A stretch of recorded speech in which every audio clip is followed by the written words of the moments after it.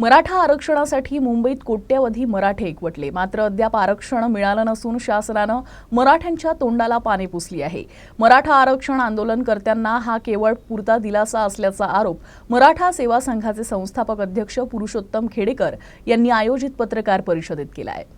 हल्ली सामाजिक आणि राजकीय वातावरण बिघडलं असून हे सुरळीत करण्यासाठी गेल्या 15 दिवसांपासून मराठा सेवा संघाचा मराठा जनसंवाद दौरा सुरू आहे।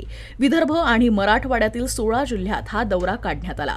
मराठा आरक्षणावर भूमिका मांडताना त्यांनी मराठा आरक्षणाची केवळ अधिसूचना काढली आहे, त्यामुळे आंदोलनकर्त्यांनी आणि मराठ्यांनी सावध भूमिका घेऊन असाच लढा कायम ठेवणं गरजेचं असल्याचं त्यांनी स्पष्ट केलं।